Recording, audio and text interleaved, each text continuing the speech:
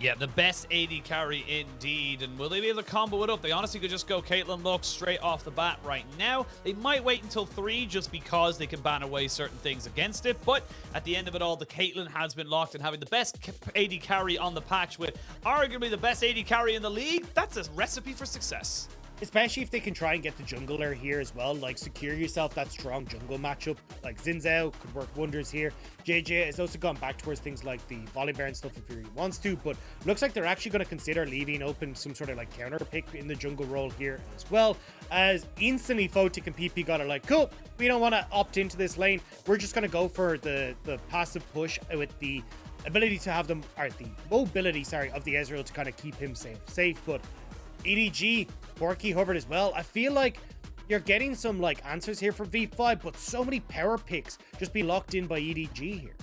Yeah, they're getting a lot on the boards. Look at the poke damage, the pure burst you're able to get from EDG right now as they lock in the Corki as well. As we can see, Photic going to go towards that Ezreal pick. Not seen a lot of play, but has been doing pretty decently for himself when we have moved down. And now we start to see where the next pick going in. And honestly, I love this from EDG. You're saying, look, rookie, we know you're the problem. We know you're the issue. We got a very safe mid laner in the Corki for Scout, and we're going to start banning away those really good counter picks into it. The biggest problem for V5, though, at the moment, is they have nowhere to really like play around and try and accelerate the pace of the game. Because when you've got Caitlyn Lux, the best way to try and shut them down is to play towards them and like punish the fact that you're trying to shove in. TF and Ryze gone means it's very hard to play around that bot side. You want to try and like play around, you know, elsewhere in the map, but with the Ezreal and the Karma, you can't really play around that lane. You want to try and play elsewhere in the map. Well, you're up against Corki in the mid lane, going to be totally fine. You're then looking at maybe being able to play around Rich, but EDG, if they can just get a safe pick for Flandre here, you're kind of looking at like where V5 actually going to try and make plays happen so they can, one, dissuade the full push bot lane, and two, shut down the scaling advantage that EDG have right now. Yep, the last 2 bans are going to be the Xin Zhao and the Viego, so banning away some of those jungle picks. I will say it's incredibly fringe. I don't expect it to happen. But just throwing it out there, could be a Karma top Gwen jungle. We do not know. We have to wait until everything's done and done. Again, not expecting it, just throwing it out there so I can say I called it if it happened. And now we see what EDG, they're going to probably pick up their jungler here, leave that last pick for Flandre to be able to get the counter at the top, or no, they're going to go full into Kennen. Yeah, and I think, you know, like we haven't really seen the Gwen jungle over in the LPL, and it definitely doesn't feel like a Karsa pick, right? Like Gwen, someone that wants to try and farm up and be a big menace in team fights, but that's not what you do with V5. Karsa wants to be on these more supportive utility style junglers, and Zach does fit that. The only problem is right now, you don't know what Jiejie is going to play, and if you're going to be the Sejuani instead, but I mean, there's definitely answers for this. Like, you can go towards things like the Olaf if you want to in the early game. It's Gwen mid. No, Tryndamere mid. For a lane. You can try and go for something like the Volibear as well if you really want to in these sorts of situations. Like, you have decent answers here for the Sejuani, and even if you want to just go for, like, well, match the utility, which Jiejie might just do here, stop the ability for Sejuani and Tryndamere to take over these fights with that rookie taking the Tryndamere mid. Yeah, I got a little excited. I completely forgot that Sejuani was a jungler, and I, for some reason, put Gwen in mid, and my head was going all over the place. But Poppy, Locks, and Loader, I love this pick from Jiejie. You mentioned the utility from it as well, but look at the amount of engage you're trying to get onto a V5. The skip and snip with the Gwen, the charge with the Sejuani, hell, even the spin to win from the Tryndamere. There are lots of ways of trying to get on top of people that the Poppy just mitigates, stops dead in its track. And not only that, on the reverse of it, if you're chasing people down and you get that heroic charge to get the CC down, pop up that steadfast presence, there's nowhere for them to go. A lot of power available here to the Poppy, especially against what V5 have drafted. Yeah, and it feels like V5 basically are playing away from that bot side, right? Like, they've kind of gone, okay, Caitlyn's gone through, we're just going to see control of the bottom side of the map and look to play through 2 of the solar laners. If you can actually start to look for early ganks on towards Scout, there is the potential to try and lock him down early, get this Tryndamere rolling, and like have him as a serious side lane threat alongside the Gwen, because we talked about in the last game, Gwen does outpace the Kennen in side lane. The Kennen is a nice matchup in the early game and then does better in team fights. So that's where the counter pick of the Kennen comes from. So you've got great side lane pressure here from V5, as long as they can actually set up alongside with the Sejuani these solo lanes. If you don't end up in that situation, though, you've phenomenal team fight from EDG and a very clear game plan of play around bot side, then start to keep this Caitlyn safe as you get to those mid-game fights.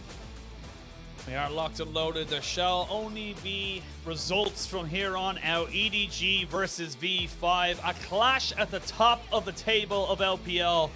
Winner of this series will put themselves above the rest. Loser will start to muddy their own water. Neither side will be wanting to give this one. Oh, playoff berths and playoff buys are so key as we get later and later in the season. This one's going to be a banger, at least I certainly hope so. We're going to jump onto the Rift. We're going to start game 1 of this best of 3. Already you can see vision control going down on this bottom side. Photic and ppgod just trying to spot out if Viper and Meiko are around. Maybe even look for a little bit of cheeky poke in the early stages before Viper and Meiko can get into lane. But everyone other than that just kind of fanning out. Going to take this nice and slow for EDG, right? Like a lot of your control in this game is going to come for team fights is going to come from Flandre, right? Like trying to find flanks, trying to set up plays, bindings for Meiko, trying to see if he can land a couple of them onto Rookie and Rich. But a huge amount of what our EDG are trying to do is like kite back in these fights, buy space from Karsa and Rookie and from Rich to actually enable Viper. But if V5 are able to take over these side lanes, if they can get the ball rolling for the solo lanes, that's where EDG are going to struggle. Jump on, we can see both top laners, junglers helping out on the top side. Viper taking an unfortunate trade, but needs to make sure he doesn't take 1 or 2 more of those before he hits himself onto level 2 or 3, and he should be fine. Let's have a look now at where the lanes really kind of go themselves here, and I'm curious to see your thoughts. We obviously talked about, you know, the solo lanes and everything like that. The Corki into the Tryndamere. The Tryndamere will have a little bit of priority early on, despite it being range versus melee, but that quickly changes once the Corki starts to get like an item or 2. I mean, it's not even that. It's just like the early stages is like being able to trade very effectively with Rookie here in your health bar, so you can actually like get a decent push in, but usually you don't actually see it. Like Scout just kind of should be able to like shove in, but I think this is more of a decision from Scout's point of view. Go and look.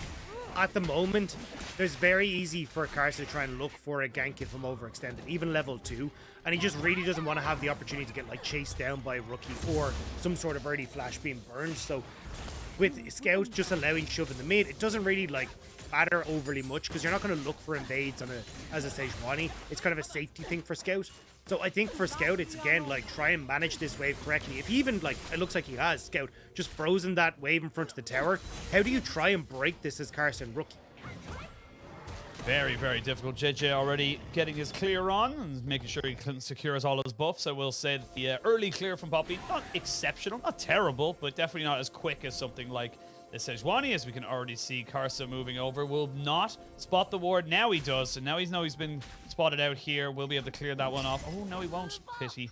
Not quite able to get the last auto attack off on it, but again, that's good information here from EDG. They recognize now the junglers on the bot side. They can plan accordingly. But you can see what we're talking about in the mid lane, right? Scout allows that initial push from Rookie, so now he got this little freeze going off. Now he's got a big wave pushing out. He's got Jiejie who's going to be here to support him, and now Scout can look for a reset and look for those early items, especially since he's running the exhaust in this lane. It's pretty important to help Scout like get that first back, look for the early tier, and try and set up the Corki for a nice little mid game. And you can see there, right, they get to walk the lane in, and now Scout can go for the reset.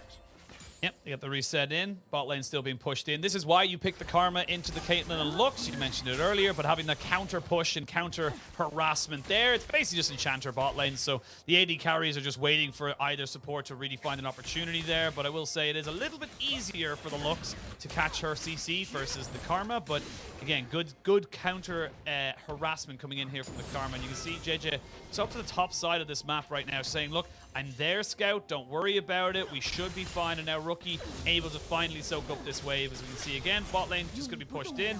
An arcane shift and a mystic shot. Should be decent damage, actually. If that mystic shot landed, Meiko could have been in a lot of trouble. The reason that you can do so well as a Karma in this matchup is watch how ppgod plays this, right? Every time he's walking up and queuing the backline of creeps, right? And because you've got a much lower cooldown on your Q as the Karma versus the E of the Lux, you can actually take out that backline of creeps much faster. And a huge amount of the early damage that you see being done onto the creeps is from the caster minions. that's what actually helps you push a lot of situations. So when you can get 2 Qs and the autos from Photic to finish off the back line, you just don't have the DPS from your own minion line to help out with your push for Viper and Meiko, and it's why you're seeing Viper and Meiko not going to get as much control as you'd usually see on that bottom side of the map. Tentative starts, both teams edging towards each other, saying, look, maybe we look for something. As we can see, Meiko going to be able to stop the back now here of Rookie. Very annoying there for Rookie. And those little small things can lead to bigger opportunities because, again, that stops his back by another 10 seconds or so. Means he has to get himself back into the lane a little later. He doesn't have a teleport. He's got ghosts. So these are small little advantages that we're going to have to try and keep our eyes on here for both these teams. It'll give the opportunity here for Scout to push in, slow push, and you've got a slow wave building on the bot side here for EDG. So Scout has the opportunity, if he wants to maybe look for some sort of play on the bot side. Keep my eyes on Jiejie to see if he starts to move back down to this bottom lane. Looks like he might be deciding to do so. So they could look to try and play around the freeze that Viper and Meiko have in that bottom lane for the moment. Do like this from the side of V5. Karsa's up here, but Flandre did just tick up into get the slicing maelstrom, so he is level 6, and that makes it very, very dangerous. But they're trying to capitalize on the fact that Flandre hasn't reset just yet, so he's still sitting on just a Doran's ring versus the Mercury boots, excuse me, of the V5 top laner. Now Scout might be in a little bit of trouble. He's going to get stunned up a little bit. He's going to have to flash over the wall, but he's not even going to bother because he knows he's just dead. Now Jiejie has to run away himself. V5 first blood. Nicely creative creation to get themselves an advantage. And Whoa! Meiko! Not quite able to land it, but yes, top lane and the mid lane shooting still going in favor of V5. Yeah, and Karsa just was spotted on the ward and top side, so EDG knew he was in the area. That's why they were rotating up to try and help out Flandre, but ended up giving over the kill instead. So nice job from V5 with Karsa just hovering outside of vision and not being where EDG expected him. Now Rookie, he's got level 6, the Undying Rage. He's going to start roaming around. He knows Meiko does not have flash, so the flash forward is going to be from ppgod. They're going to try and jump onto Photic, and they will kill him off. Meiko knows he's pretty much dead to rights. He's going to sacrifice himself, separate himself away from Viper, and give himself over to Rookie. Now 1-0-1. This Tryndamere is starting to get rolling. Yeah, but that win on the bot side is pretty big for Viper and Meiko, being able to now get control push in because you've got Rookie who's now going to answer for Scout's push in the mid lane. So all said and done, it is a win for EDG in the Corki gold versus the kill gold that went back and forth. And you see it here, right? Just nice setup by Meiko means that they can get the chains there as V5 just go that little bit over aggressive in the bot lane before Rookie's in position. Not using the flash there from Photic, not having the arcane shift either means he just gets caught out by the light binding. Ends up being a trade of 1-for-1. Like you said, big win there for EDG, considering realistically they could have lost both players and gained nothing. And now you kind of look back and go, right, EDG, your win conditions, played through this bot side. Is that going well so far? I'd say yes. I mean, it was a little bit of a struggle in the early stages where they're down a sizable amount of CS, but now with that play, they managed to actually fix it. And as well, you've got Scout already getting some nice gold for himself as well with the turret plate that he got. You can see there, even with the kill that Rookie's managed to pick up, it's still an even even gold in between the two mid laners. Got level 6 on Karsa now, and he's roaming up here with ppgod. ppgod has no flash or ignite, used them both in that last skirmish, and now Rookie going to find himself looking on top of EDG. They go in with the steadfast presence and the heroic charge. That means that ppgod has nowhere to go. There's going to be some decent ultimates though burnt here, and now V5 might look to try and turn this one back around. They have Photic with them and they steal away the Rift Herald, and now maybe Rich can do something here with the Gwen. They're going to catch out Jiejie and they're going to go running in and pushing down Photic. Not able to join the fight just yet because of slicing maelstrom, but you see the Undying Rage as Karsa goes over the wall. He stops any kind of retreat, and that's an ace there for the side of V5. Brilliantly orchestrated by V5. Rich manages to get down to the fight first, and with that, V5 can take the kills onto EDG. Now, with Rift Herald in tow, V5 looking to crack open this top lane turret. Oh, this is huge right now. You're going to see this. Look at this gold lead. It's going to go from 3.5 all the way up to probably about 5. They're not going to take the turret just yet. They know the resets are coming in, but that's huge for V5. I think the wave takes it anyway. It's going to be pretty damn close.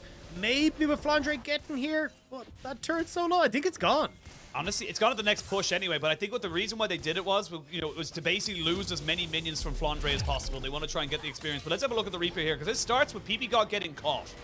Yeah, and this is a really good engage from Jiejie, right? Flash forward, you get the package over the top, ppgod is down, but Karsa, with that Glacial Prison, managed to lock up Viper and Meiko, so they're on the back foot straight away.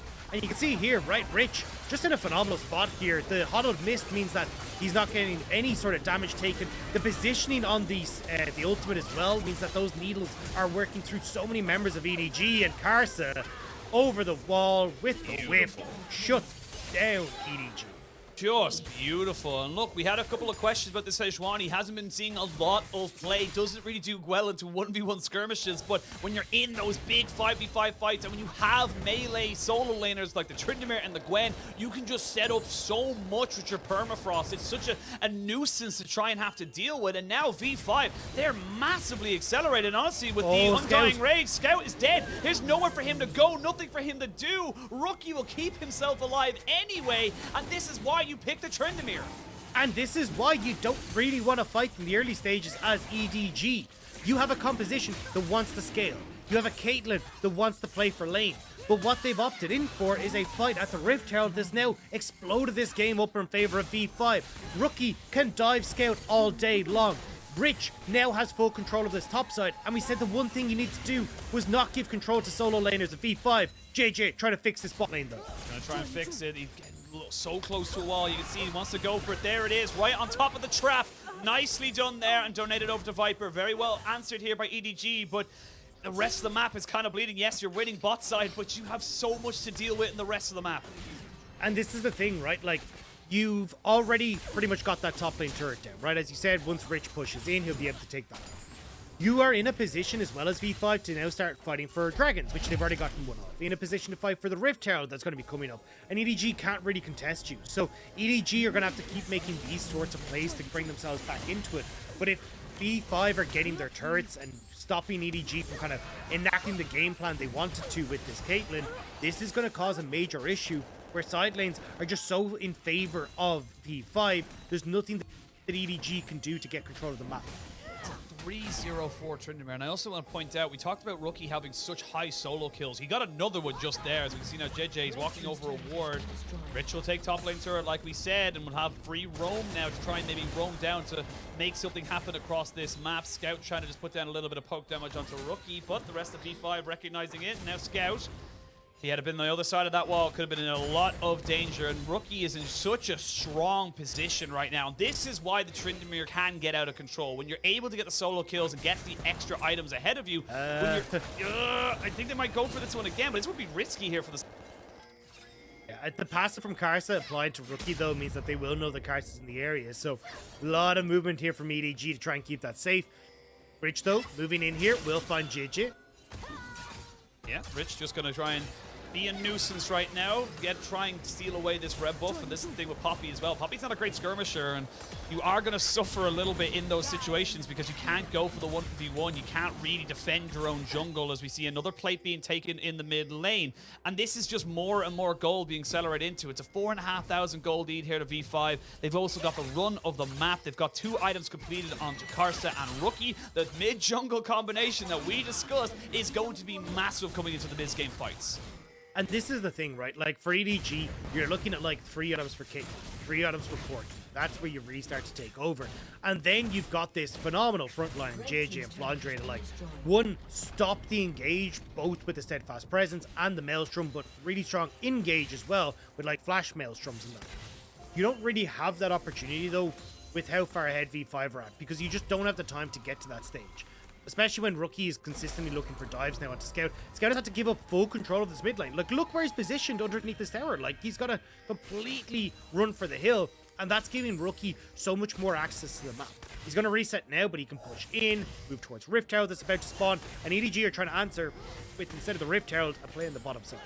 Yeah, they're trying to see if they can bully out Photic. And again, you can see the combination they went for. They've gone for it a couple of times with Jiejie. They were able to get him into a wall, put it in the light binding, a trap. You literally get CC'd for about 5 seconds. There's nothing else you can do. As you can see, Photic very aware that there's people around. You will see that the arcane shifted over the wall. But with Rich now here, they're just going to swap him up. And this is perfect from the side of E5. You say, look, the package is up, but it's a bit too early for my likings for a dragon. So it is going to be around the Rift Herald. We saw how poorly this went for EDG last time. And if anything, they're in a worse position than they were last time. Again, that's why EDG are just going gung-ho on this bot side, right? You even got Scout who's willing to give up that wave in mid because they just want to make sure that they can make this play happen on bot lane. Still though, ppgod moving down. Rich, no Hollowed Mist. Oh, he's in a little bit of trouble here. He's going to have to back himself up. They will have the package as Scout tries to make this one work, but he skips and snips away. The exhaust goes over. He doesn't have the Hallowed Mist. They're going to try and get the shield on top of him. They almost get him out, but it is a lot invested here from the side of EDG. They will be able to turn it into a tower as 4 members are here, but what can you get on the other side? Look at the Tryndamere. He's just zoning away the Kennen. Flandre can't do anything. Hey, look, at least for EDG, right? They're so far behind, you're getting that bonus gold already coming through with the bounties on the turrets. So the trade will help out pretty substantially, but they've lost 1 wave. Now 2 waves in this mid lane. Rookie on the top side as well, getting a wave in pushed into that tower too. So yes, the turret gold goes across, but there's a lot of golden experience that has just been lost on the map for EDG. This is where the start, you see, I talk about it a lot, but the push and pull, especially when you have 2 very, very good teams of V5 and EDG, we will see a play one-sided equals another, and the Hollowed Mist going down very early. I think Rich realized at that point, like, damn it, I probably should have kept that a bit. I think they assumed that EDG weren't going to just give up the mid lane, right? Like, you can see there it's about to push in towards mid, so I don't blame Rich in this scenario. Like, I wouldn't have expected EDG to, like, fully give up that either. You would assume that they're like, hey, look, we need to try and protect, like, mid lane, especially because you've just picked up Rift Herald for Karsa, right? If that play doesn't go well for EDG in the bot side and actually ppgod commits resources down, you can turn that into a tier 2 in the mid lane. But basically EDG calling the bluff and going, look, there's no way that V5 are going to be prepared to just instantly turn towards a tier 2 with the Rift Herald, so we can make this. So just EDG kind of playing on a knife's edge, and this is something that we talk about a lot for teams that are behind. If you are behind, you can play a very slow style where you just give up, maybe you look for the perfect moment, but you're not going to find the perfect moment. You've got to take these like 70-30 plays that may not go in your favor, but they have to try. Oh, Glacial Prison does not hit anything, completely whiffs, and that could have been an opportunity there for V5 to maybe catch out Scout, get some more pressure. They won't get Shelly another charge, but they do take down this last tier 1 tower, this last outer available to them, and now they have to go for the slightly harder ones of the inners, and this is where the game becomes a little bit easier for EDG to manage. You have plenty of decent wave clear and range on the side of EDG, so if you're just able to not get caught and keep yourself safe like we saw on that bot side, you should be able to soak up these waves and start getting yourself set up for a 2-item, 3-item spike. And you can see here for V5, they're fully invested into this side lane split push. Rookie having picked up the Hull Breaker now for himself. It's actually interesting for the Hull Breaker, the like raw stats that you get just from the item itself are actually pretty alright, so you can use it in a team fight. But when you get towards these side lanes, it becomes impossible for... Oh, hang on, Rich. No, he's gonna... Keep going. It becomes impossible for Scout and Flandre to deal with the buffed up cannon minion. Like, AP damage just does nothing to it and makes Rookie so much more difficult to deal in a side lane, especially when you have to worry about being dope. Like, watch this cannon minion. Like, Scout is going to take an age to get through this thing. Yeah, and I think the thing is now is Rookie's going to feel confident. He'll gale force forward. Jiejie is here, but again, he has the Undying Ray. He'll flash in. They're going to use the Keeper's Verdict, but Rookie might have gone a little bit too far, and he gets shut down by Viper, the big man on Caitlyn. But what can you do now? I don't think you could be able to get a lot else on the map, V5. That's just straight up Rookie going a little bit too far forward. And I love watching the player cams because you get to see the sip of shame from Rookie as he kind of goes, I shouldn't have done that on his coffee. But now EDG, with that play being alleviating the pressure on the bot side, now they can come up and try and contend with Rich on the top side. So V5 now have to go on the back foot. So with 2 minutes and a half left until that next dragon, EDG now can get some control of the map, start to push out these waves, and maybe look to fight. But it's such a tough call, right? Like, with no real vision established, missing out on all your turrets, it becomes very difficult for V5 to try and contest this push from Victory 5, because you've always got to worry about, where's Karsa? Is Karsa coming over the wall with the big ultimate? Is Rookie going to go fling himself over a wall onto like the likes of Viper and just tear through our AD carry? You need vision control established here for EDG if you want any hope of contesting these objectives. Vision control, but V5 showing that they're not infallible. We'll lose him out. And just a quick one as well, I wanted to let you know, we were talking about Hullbreaker earlier. Not only is it great in terms of its stats, but also if you go from being solo into a team fight, those stats last for 3 seconds. So you have 3 seconds right at the start of the fight to make those stats really work for yourself. As we see now, Rich, he's going to be the focus now. He has got Ghost on him, but I don't know if he's going to be able to survive off of this. They're going to knock him back. There goes a slicing Maelstrom, but he's just a Gwen. He's just immune. And now here comes Karsa. There is the Glacial Prison. It's not going to land onto anybody, but the double light binding should be able to keep Meiko in some decent standing. While this is all happening, Rookie is off to the side, just doing what a Tryndamere does best and not playing with his team. And I say that in the most endearing way possible. He should be able to get himself out of this. As I say that, there's going to be the package, and they're going to get the ultimate out of him as well. Rookie's in a little bit of a precarious situation. He's fine. He's all right, but he's definitely going a little bit too far forward. That being said, wait, Viper Viper finds Rookie. him. Rookie! Rookie, what are you doing? You did not expect to see it, but that being said, with 2 people committed down, bot side V5 do get themselves a tier 2 in top, so they still trade 2 towers and for 1 kill. We're teetering on the cookie status here, I'm not going to lie, for Rookie. It's been a little bit messy, I but like cookie. Either way, you're winning both sides of the map here for V5, right? Tier 2 tower is completely gone. The tier 2 in the mid lane looking a little bit worse for wear, I'll say, after that initial push too. So for victory 5, you can shove inside, look to collect yourself. Dragon in 30 seconds. The fact that Rookie isn't up does make it a little bit easier for EDG to try and contest this, right? Where they can push out waves and maybe look for something. But they have to be so careful because with V5 having 2 dragons already, they don't really feel the pressure to look for a dragon, right? Like, they can just go to a side or shove in mid and take that last tier 2, and there's very little that EDG can do about it. The big thing as well, it's an Ocean Soul here for V5, so getting that onto a Gwen and a Tryndamere is just asking for trouble, so we will see it, wait and see where the side of EDG want to go for it, but they have picked up a couple of kills. I will say EDG not too happy with losing both their inner turrets on the top and bot lane. Only one basically before their inhibitors left out in that mid lane. They are still down about 5.5, nearly 6,000 gold, and V5 should be very happy and very easy to be able to pick up this dragon, so they put themselves on the sole point. And yes, there's a couple of small little mistakes coming out here for V5, but it's not really like it's not leading to anything catastrophic at the moment. And I mean, it's like negligible amount of gold going over as well. And even when like Rookie is kind of messed up a little bit, you're still winning elsewhere for V5 as well. It's like instead of winning like 2 for 2, you're 1 for 2, and it's like you don't really give much across. So still for V5, you can see Rookie now establish himself on this top side. You want to see Tryndamere up here, no flash, or sorry, no teleport. Means that he's going to want to be as close as possible to the Baron at pretty much all points in time, whereas Rich has that TP available for himself, and he's just going to be able to continue to push in this bot side. Like 2 items with the Cosmic Drive, he's in a really good spot to fight toe for toe against Flandre. And even as you look at like 2 items pretty much complete across the board for V5, they're in such a strong spot right now, especially for like Photic, who will eventually work up towards that crown of the Shattered Queen, but even just these 2 items of the Manamune and the Essence Reaver are so insanely strong. I say Karsa is farming with the Storm. He's 60 CS ahead of Jiejie right now. So in his own little setup, he's already a level. He's got plenty of gold in his back pocket. Already got the Randuin's Omen. So mitigating a lot of the power you get with the Caitlyn's, trying to stop a lot of that crit damage from coming in. Now you're starting to play this vision game here for EDG. They have to play as a very tightly knit 4-man group to try and defend this. But like you mentioned, you have Tryndamere on the top side. You've got Gwen in the bot lane. You've got ways of making this work. Photic almost goes down. I wonder what happened there. Viper now going to be able to try and give EDG a lifeline because you don't have an AD carry on the side of E5. You have to back away. Yeah, I'm seeing the Gale Force burned by Viper, so I'm assuming just a nice trade there where he's able to like surprise Photic with maybe a Gale Force forward, and then, yeah, gets the extra shot off. So there it is, yeah. Just the headshot. And a headshot. Yeah.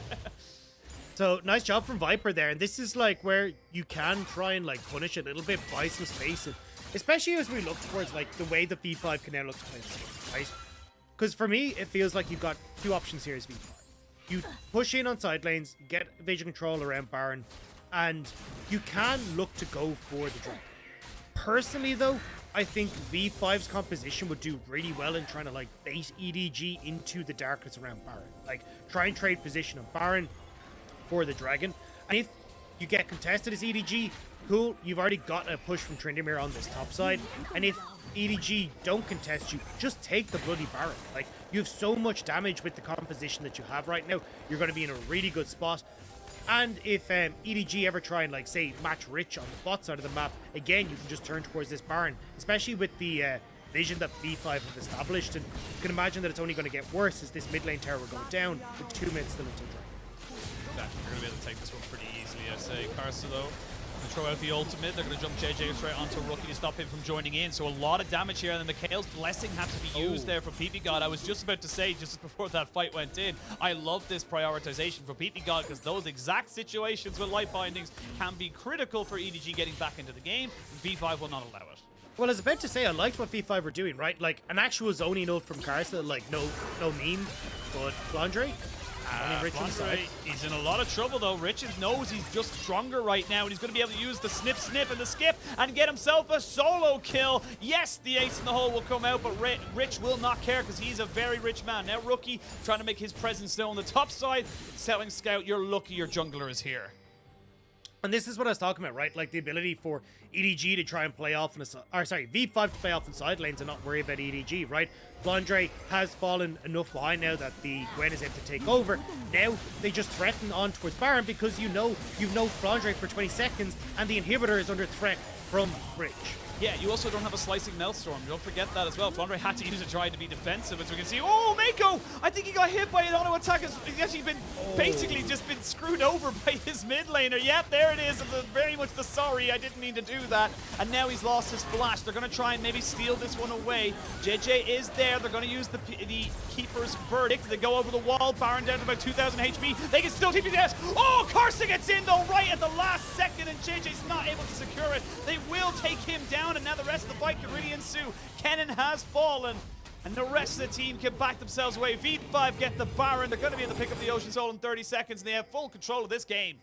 And they get the 2 kills in the back as well, so even more going into their pockets. You're looking at the items now completed. 3 across the board, 4ths on the way. It is looking so damn good for V5, and so damn clean as well. And just here, Scout. Oh no. Poor Meiko. Poor Meiko. Has to flash away. But look, the contest here from V5 I think was a bit of an overstep anyway.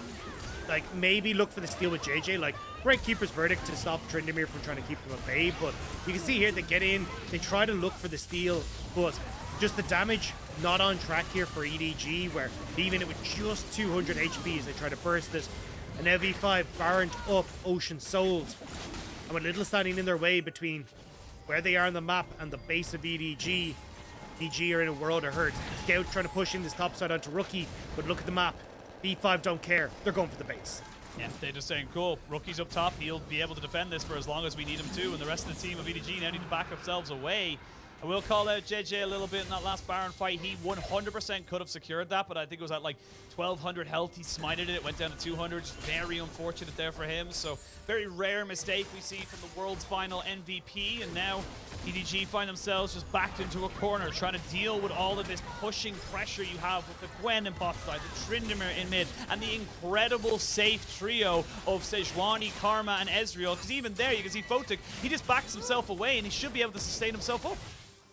Yep, he's going to be all right. Credit the Shattered Queen doing work there to keep himself alive as well, as Rookie pushing in this top side. Rich is on the bot side.